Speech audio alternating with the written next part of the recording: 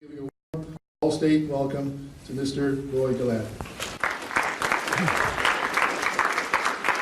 Thank you very much.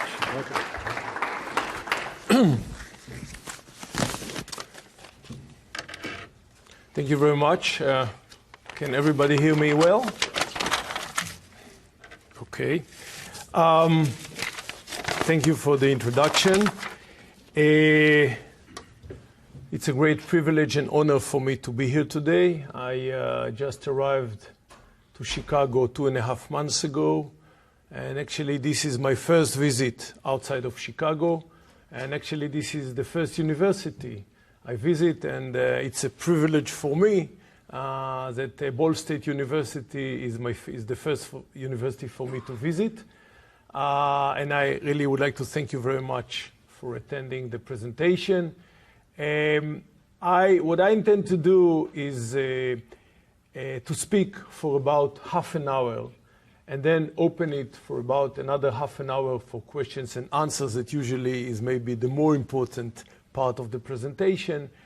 And what I would like to do in the first 30 minutes or so is try to depict the situation in the Middle East as it is being seen from Jerusalem, from where I come from the capital of Israel. And therefore, this is not an academic lecture that tries to be even.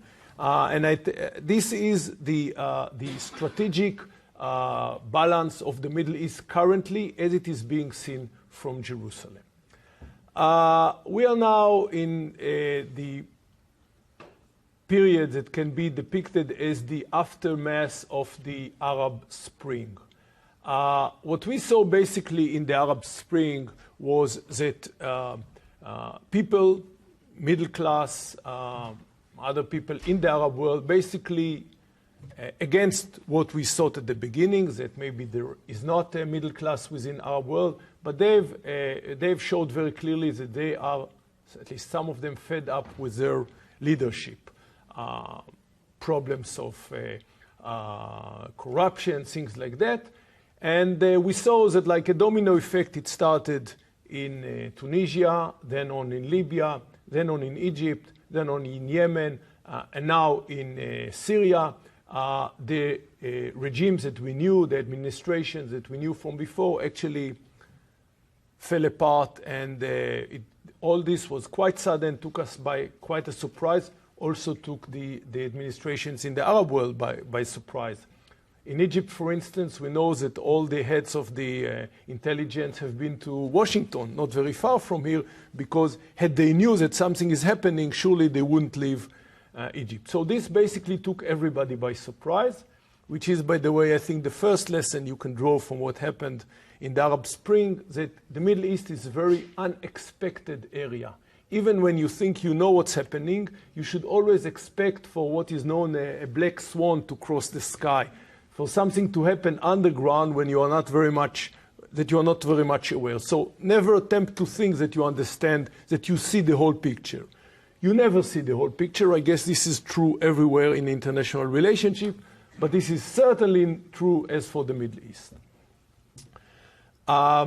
Following this, basically we are now facing a situation in which the regimes, the administrations that we knew and we have managed to establish with them some relationship, official or non-official, have been changed, and we are indeed facing a new, I would say, equation, a new balance. Now, what I'd like to do now is just try and go over the neighbors of Israel, going from south to the north, and see the change, how it is being reflected in Jerusalem. Let's start with Egypt. There was not much love affair between Israel and Egypt under President Mubarak. That was there since 1980, as far as I remember, more than 30 years. However, there was a solid relationship, stable relationship. Egypt maybe was not very happy with what Israel is doing. Israel was maybe not very happy with what Egypt is saying. But nevertheless, we knew that this was a country which was committed to peace, which was committed to stability, which was committed to strategic relationship with the United States, and which was committed also to decent relationship with Israel. What do I mean by saying decent? I mean everything that is not part of the public domain. Everything that was exposed in the media, so basically was not, there was not anything. But relationship between the two armies, relationship between the two intelligence organizations, relationship between the two security organizations, everything that the Egyptian media was not allowed to write about, this was there. And eventually we knew that as much as the Egyptians, they criticize us from each platform, public platform, if there was a real significant problem that we need to address with the Egyptians, we knew that we can pick up the phone and somebody will answer in Cairo and will give us the answer. Nowadays, the Egyptian people have decided, and they went into democratic elections to elect a new administration, a new government. Mr. Morsi is representing the Muslim Brethren, and this is still an enigma for us. However, I strongly believe that Mr. Morsi, like any other politician, would like to succeed. He has a huge problem. The huge problem is not Israel. The huge problem is to feed every morning 85 million Egyptians. That's a heavy burden, especially when your economy is not so great. Egypt is basically getting every year $1.5 billion from America as an annual, as a yearly support. 1.3 is the military support, and $250 million is the civil support. But at the end of the day, it all goes into the Egyptian budget, which doesn't enjoy such a huge surplus. And I would like to think that as much as he comes from an ideological school of thought that maybe has very severe reservations from a presence of a Jewish state in the Middle East, at the end of the day, he knows that you cannot run a state only based on ideology. You have to be practical. And part of this practical day-to-day running of a state is also to make sure that the state will remain as part of the West, will maintain the good relationship it has with the United States, and will keep on getting the annual support, which is very significant to the Egyptian national budget. So, again, if you judge Mr. Morsi by what he said, by what he said to the New York Times, those of you who read his interview, and what he said at the United Nations General Assembly, so as an Israeli, there are Israelis that find their place to be concerned. I say we should judge the gentleman by the walks that he walks and not by the talks that he talks. That's about Egypt. And again, I'm just mentioning here a few points, and at the end, if you would like to ask more questions about it, I'll be happy to answer. Jordan. Jordan is also a state where we shared a peaceful relationship. We signed a peace accord in Egypt. With Egypt, we signed back in 1979. With Jordan, we signed in 1994. We shared very good relationship with King Hussein, late King Hussein, actually warmer relationship with him than with the Egyptians. His son took over, I believe, in 1999. The relationship with Jordan had ups and had downs in different times. Jordan is a state, is a kingdom that basically facing a situation where the population is divided half and half. Half are from a Palestinian origin, half are from a Transjordanian origin. The history of the relationship between Israel and Jordan goes way, way back before 1994. It goes to the beginning, to the turn of the century, to the beginning of the Zionist movement, the relationship between late King Abdallah and Golda Meir at the time, Chaim Weizmann, the pioneers of the State of Israel, have been recorded in many books that can be found in every library, even here. Again, official relationship started in 1994, and since then, relationship had ups and downs. And during all this time, there were always question marks over the stability of Jordan. Because of this, I would say, population which is really divided between Transjordanians and Palestinians that do not share much love to each other. However, Jordan is one of the states that have managed to face the challenge of the Arab Spring basically in a good way. We saw demonstrations, but we did not see the huge demonstration we saw in Sana'a and in Cairo and in Tunisia and in Libya. We saw dozens of people, hundreds of people. In the last demonstration last week, we saw, I think, 10,000 people. But still, it's not a huge pressure on the government. Now, I still believe, I myself, as part of my career, as was said before, I spent 4 years in Jordan. I have a lot of personal feelings towards Jordan. I have many friends there. I studied the history of Jordan. I think Jordan basically is more stable than it looks like. But many people in Israel are concerned because at the end of the day, Jordan is a weak state. They don't have a strong army. They hardly have any income. They had some tourism, but this went down. They have some potash. But economically and militarily, it's quite a weak state. The one asset that they have is the wisdom of the leadership. And I think their leadership, starting with late King Abdullah, then King Hussein, then the second Abdullah, is a very wide, smart leadership that knows how to navigate the Jordanian Sea, even in a very rough water, and I hope that will be the case to be in the future. Let me just use the case of Jordan just as a footnote to tell you that it is very interesting to see that in the Middle East, the kingdoms have managed to face the Arab Spring in a better way. And the same kings that we saw before the Arab Springs are still there. The king of Morocco, the king of Jordan, the king of Saudi Arabia, the king of Bahrain, while it was the leaders, the civil leaders of the so-called republics. I use the word republic, but somebody told me that in the previous lectures that republic might be misleading. When I say republic, I don't mean democracy. I say republic, a Middle Eastern republic, like there was in Tunisia, in Libya, in Egypt, and in Yemen, and maybe now in Syria. They basically crashed. So that's a I don't know, I think that's if one of your students is asking you for a title for a paper to write, that might be an interesting paper. Some papers have been written already about it, how come the kingdoms survived the Arab Spring, but I still believe there is some more room for research here. Let's keep on going to the north, Syria. I think much was said about Syria.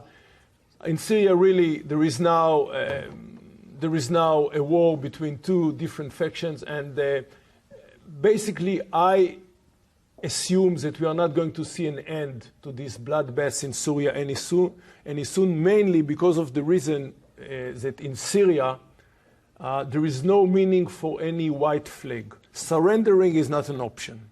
The first party to put its weapon down will be slaughtered. That's quite clear, either the opposition or the administration or the government.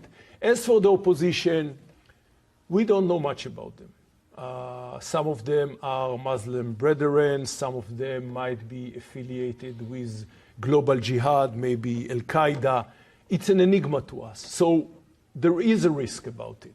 On the other end, as for Bashar al-Assad, it is very clear that he was, I would say, the best, quote unquote, proxy for Iran just in the heart of the Middle East. By this, he's also alienated himself from the rest of the Arab League.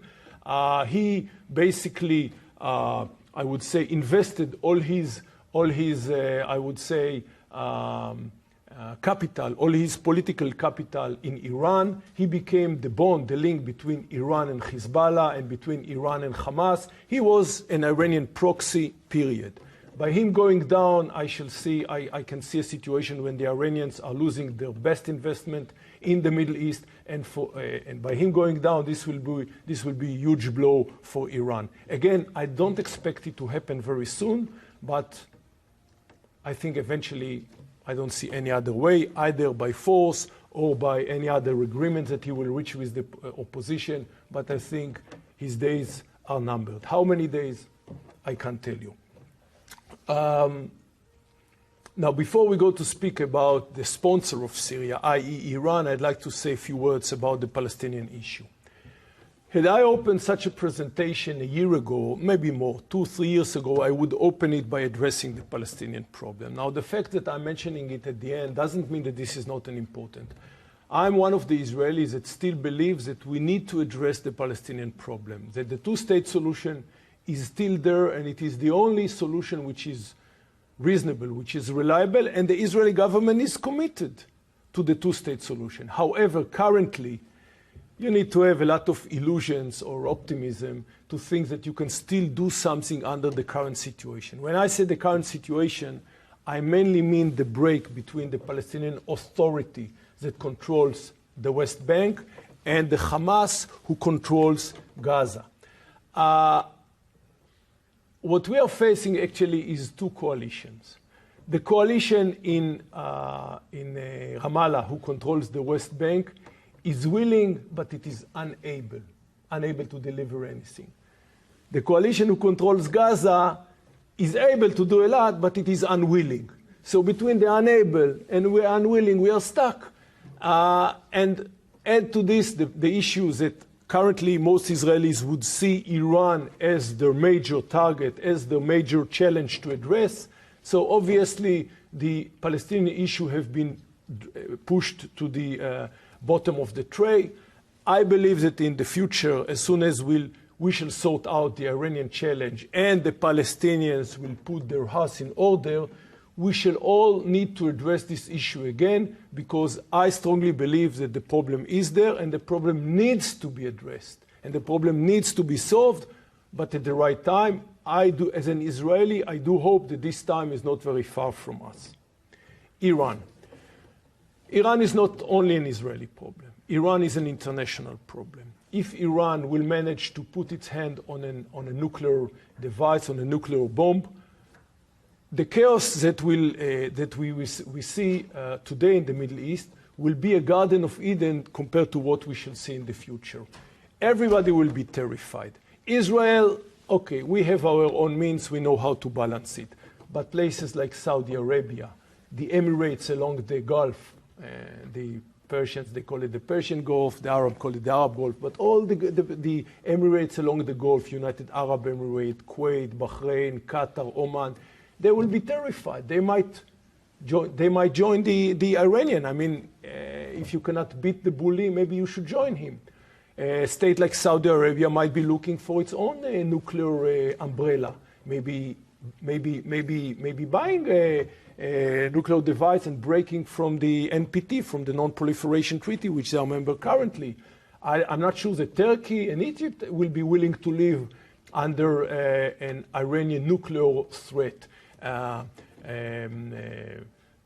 Terrorist groups like Hezbollah and Hamas, as much as they are a problem now, they will be 10 times more a problem, because if your sponsor is a conventional superpower, this is one thing. But if your sponsor is a terrorist group, if your sponsor is a non-conventional power, has non-conventional power, this is a different ballgame.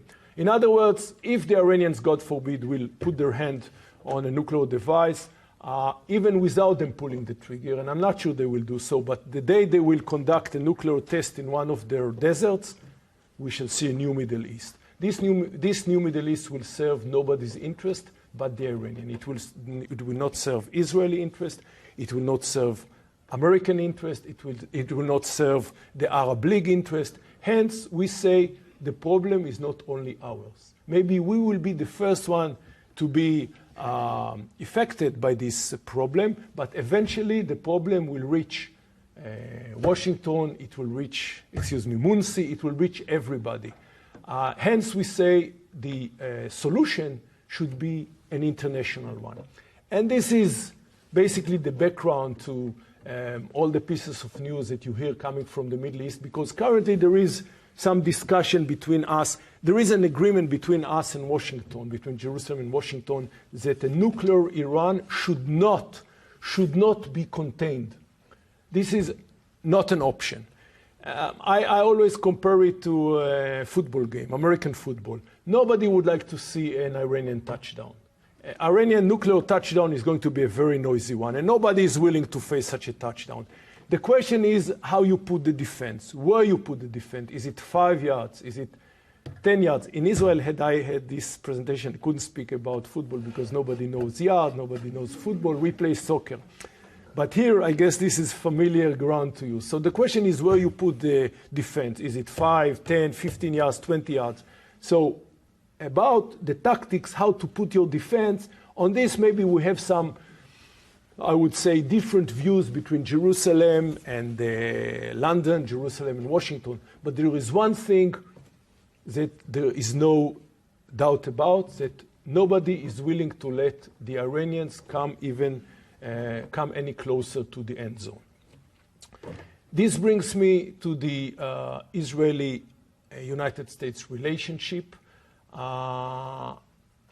Much was said lately at the background of the elections that you are going to have on the 6th of November, and I guess most of you know by now that also Israel is about to have its elections on the 22nd of January, that is to say 2.5 months after you are having your elections.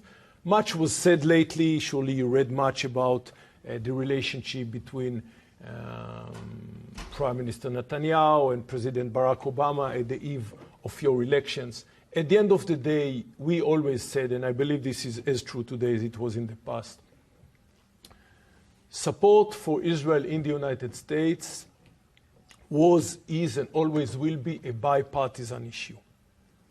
The support and I would say, the intimate relationship, the close relationship, the close strategic relationship between the two people are not leaning no on that party, neither on the other party. It is leaning, however, on two very important pillars: common values and shared interests. As for the interests, I just depicted it in the first part of my presentation. Israel was, is, and unfortunately, it seems to me, will remain the only island of stability within an ocean of instability. This was the case. This is the case.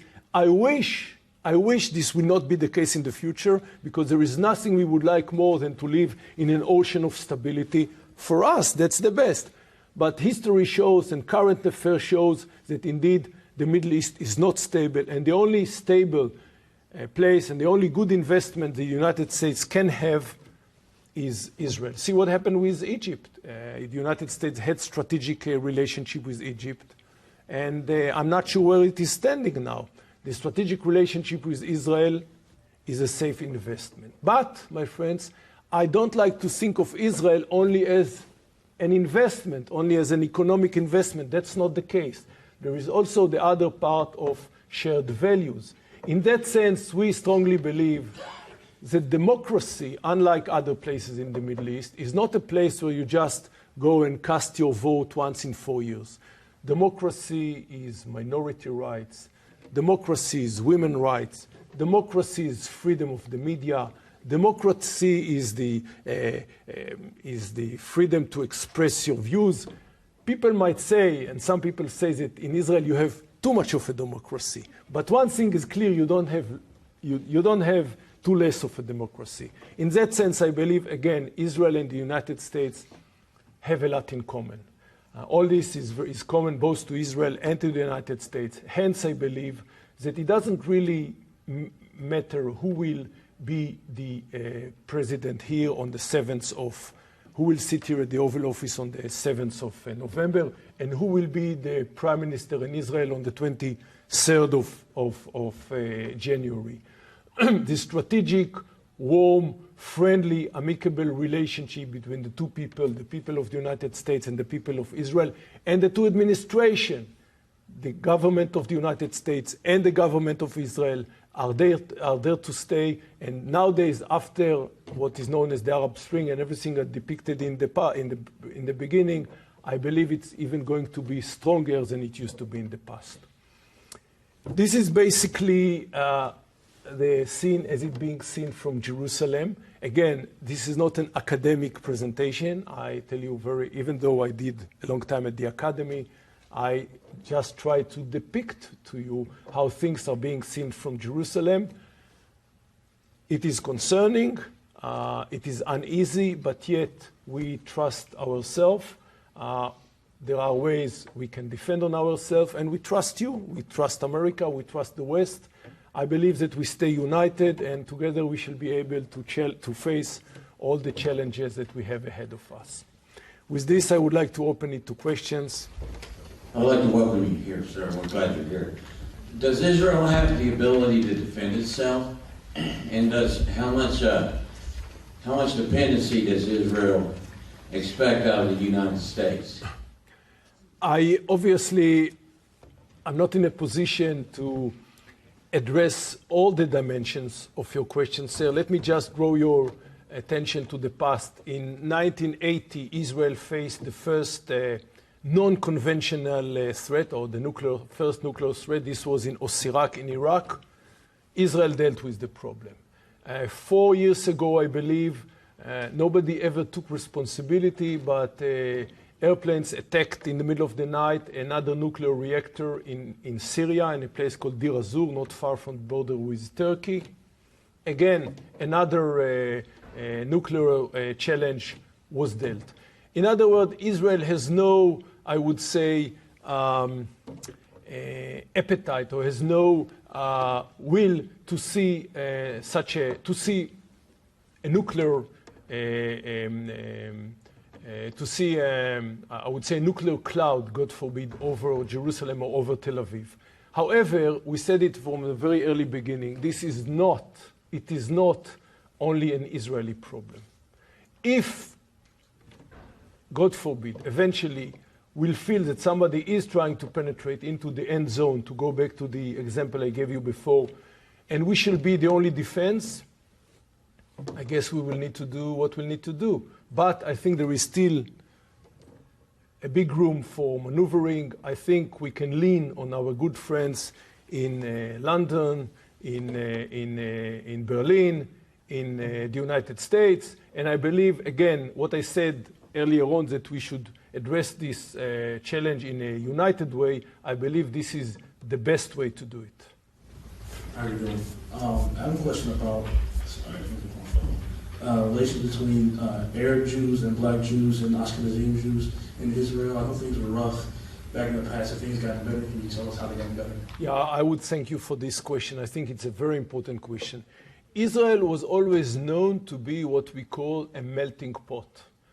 Jews coming from Ethiopia, Jews coming way back from North Africa, Jews coming from Europe, Jews coming from West Europe, from East Europe, from the United States. And indeed, I will take you by, and of course, Arab citizens of the State of Israel. We are now 7 million people in the State of Israel, a little bit bigger than Indiana, in the number of people, not in the state. I think the state might be even smaller than Indiana.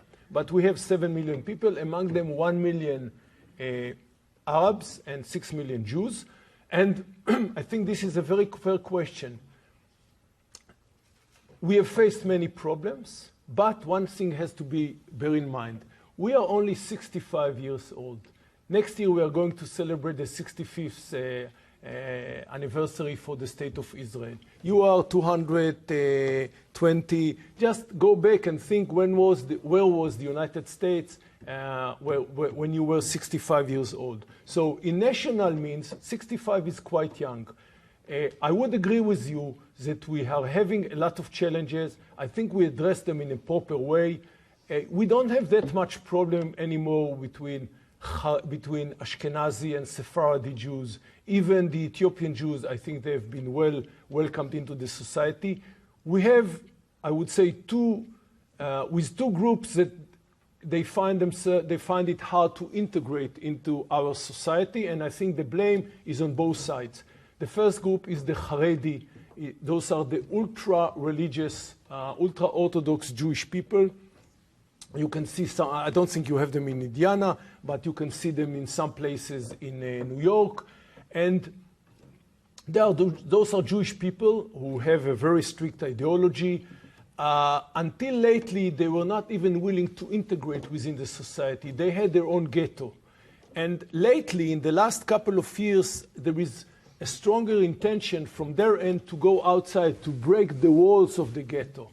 And mainly they are driven by economic drive, because they live quite a poor life and they would like to have more, and the state welcomes it. So this is one group that we still have to amend our relationship with, the ultra-religious Jewish people. And the other group is those million Arab citizens of the State of Israel, that the problem there is again ideological one, because they identify very strongly with the Palestinians. Actually, they call themselves Palestinians, citizens of the State of Israel. And for us, the Palestinian is a problem. We wouldn't like to consider those Arab citizens of Israel as Palestinian citizens of the State of Israel, because this creates all kind of, gut feelings to most Israelis. And the other issue that they don't want to serve in the army. Serving in the army is like the door to enter to the Israeli society. Also, by the way, the first group, the ultra-Orthodox Jews, that we call in our language the Haredim, they don't want to go to the army. So this puts them in a situation. And the Arabs, they say, no, how can we be drafted to the army while you are fighting our brothers, the Palestinians? And I can understand it. And most of us can understand. So the state came and said, you know what? Let us have a national service. They said, no, we don't want a national service. We don't want to serve the nation. We don't feel that we belong to the nation. So we said, you know what? Leave the army, leave the national service, go for a civil service. Just volunteer for 2 years working in an Arab hospital, work in the Arab municipality, go to work in an Arab kindergarten. Just volunteer to the community. So on this there is still a debate. And most Arab, I think, would like to do it, but the leadership of the Israeli Arabs, as happens sometimes with leadership of minorities, I don't want to call it names, extreme, radical, but they're not willing. We have elections every 4 years, and soon we are going to have elections. So it happens that those that speak in a more radical language and a more extreme language among the Arabs, their appeal in the elections, they are a bit more sexy to the voter, to the Arab voter.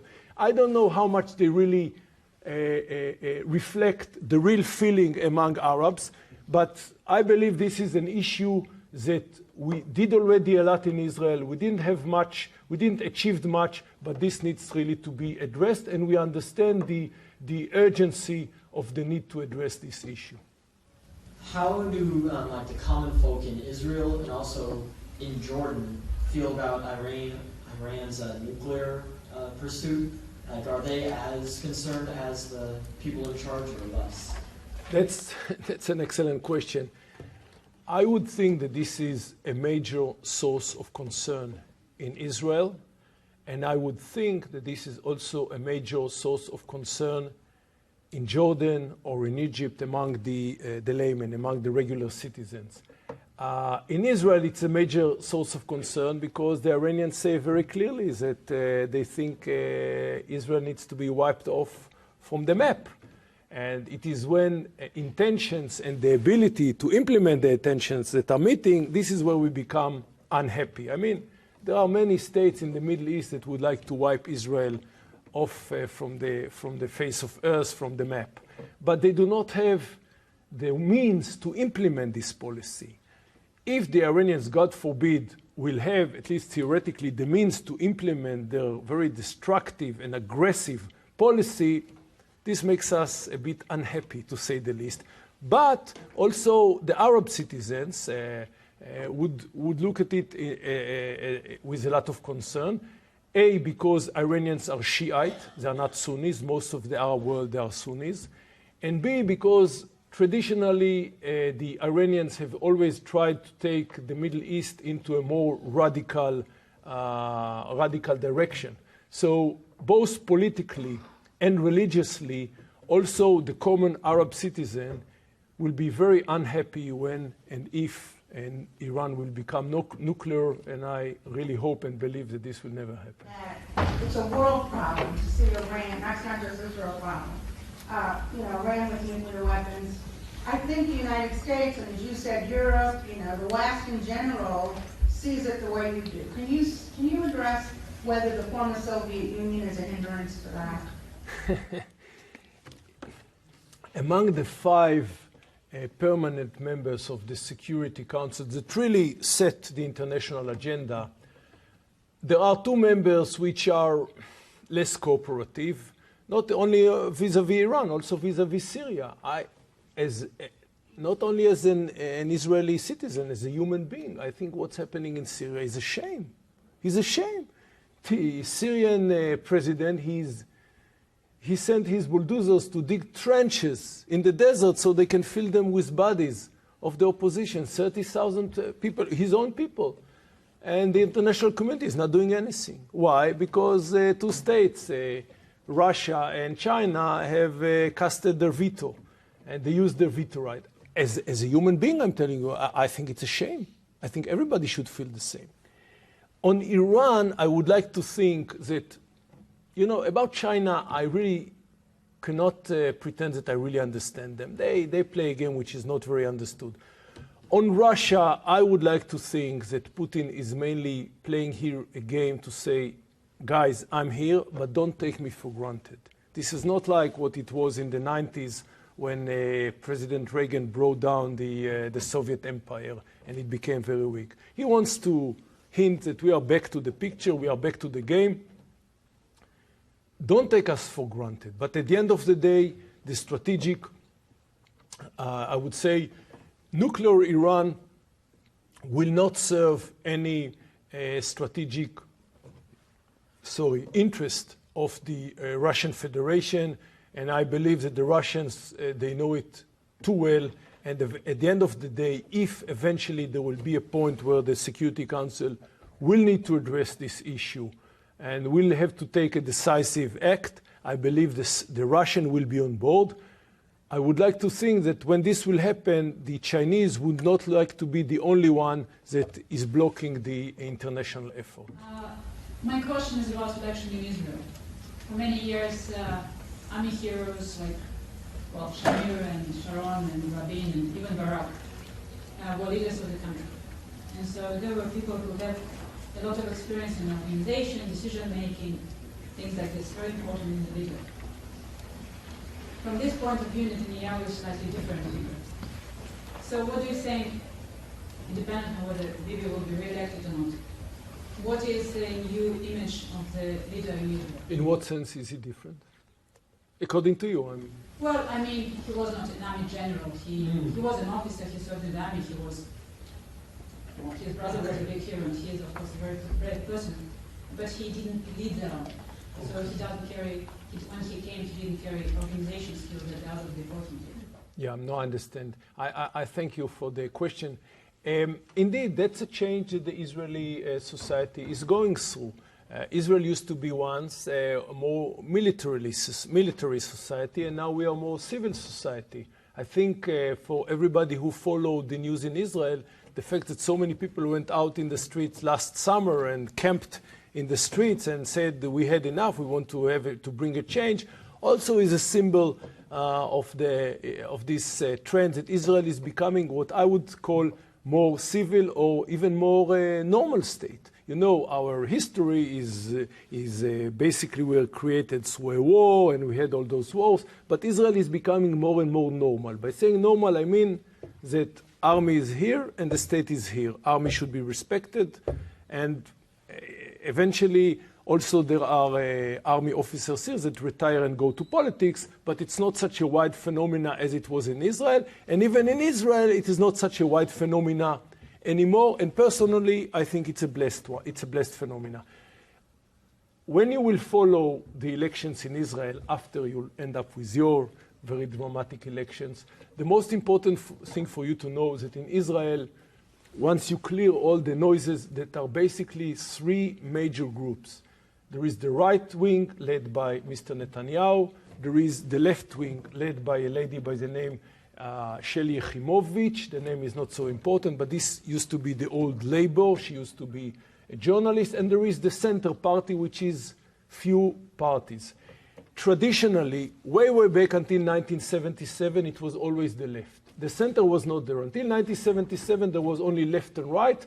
And until 1977, always the left won the elections. In 1977, under late Mr. Begin, the first time the right wing won the elections. Then later on, at around the 80s, 90s, the third element, the center, was established. So now we are seeing three elements. Left, that did not win elections for many years. The right wing that have won elections from the last elections, and the centers that won the elections one before the last. I can't tell you what will be. I assume, according to the different consensuses, it is still the right wing that has the support of, I would say, most of the population currently. But at the end of the day, those are the three, I would say, political parties or dimensions that will set the future of Israel. The left, the center, or the right. And in that sense, I believe that at the end of the day, there is a wide consensus between all the three elements. And that's what makes Israeli elections so interesting. Everything, or almost everything, can happen. You know, they say that politics can make a very strange bedfellows, and this is very true also as for the elections in Israel. Please, sir. Yes, sir. Do you feel that the present administration here in the United States has aggressively pursued peace and Iran's ambition? Do you feel like that it's waning, or is it adequate, or has it not been enough? One thing for sure, there seems to be no evidence of it working. I just wondered if you had some thoughts on that.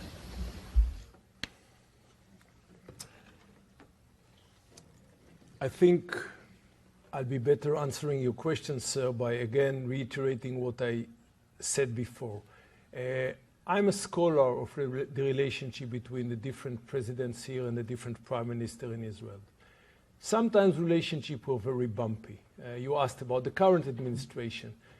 Under Mr. Carter in the 80s, that he basically chaired the peace between us and Egypt. Relationships were not always easy between him and Mr. Begin. Later on, between Bush the father and between Prime Minister Shamir, again, relationships were very bumpy. There were talks about a bumpy relationship even currently as we speak. But at the end of the day, I will reiterate what I said earlier. I believe that the relationship between the two people, between the two states, are much more important, are much more significant than the personal relationship between the people. If you have personal warm relationship like between President Clinton and the late Prime Minister Rabin, that can help. But I don't think we have to exaggerate and say those guys, they have not such a good personal relationship, therefore this can cast a shadow on the bilateral overall relationship. Indeed, sometimes you have hiccups, sometimes you have what we call a political hiccup or misunderstanding, but at the end of the day, I would say that both the United States and Israel shares the same agenda, which is to find a solution to the Palestinian problem that will be based on a two-state solution, to bring an end to the Iranian nuclear project, and to establish stability in the Middle East. With this, ladies and gentlemen, I would like to thank you very much for your time. I hope you found it conducive and helping, and really thank you again very much for hosting me today.